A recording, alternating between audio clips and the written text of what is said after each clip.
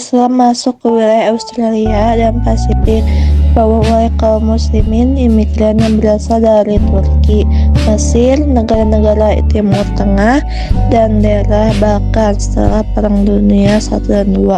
Di antara imigran itu ada yang berasal dari Pakistan, India, dan Indonesia. Peradaban Islam di benua Australia tersebar di berbagai negara bagian seperti Canberra, Victoria, Australia Barat, Kepulauan Christmas, Queensland, Australia Selatan, Northern Territory, Selandia Baru, Tasmania, Kepulauan Solomon, Vanuatu, Samoa Barat, dan Papua Nugini.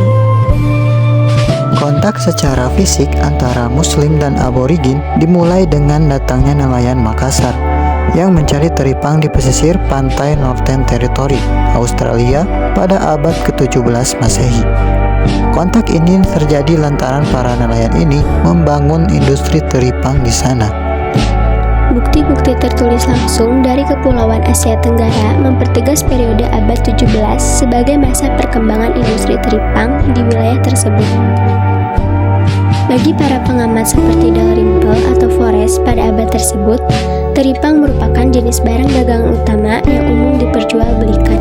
Perkembangan Islam untuk mempermudah dalam hal ibadah, komunitas Muslim mendirikan masjid di tiap daerah yang menjadi permukiman imigran Muslim.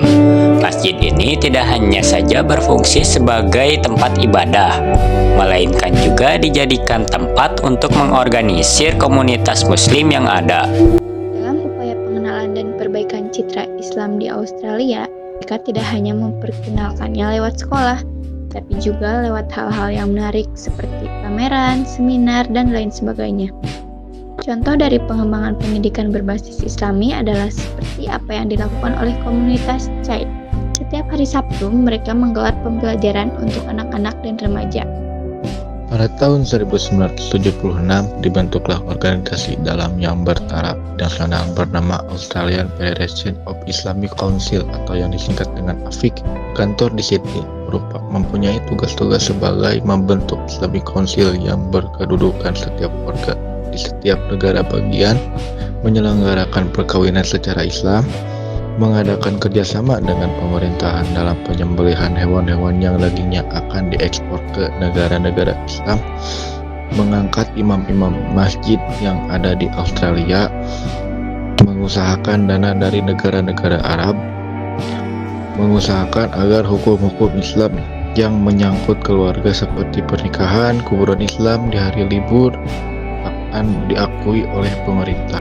Kesimpulannya, sejak kehadiran kelompok Muslim di Australia dulu dan sekarang tidak terlepaskan dari berbagai himpitan masalah dan isu-isu.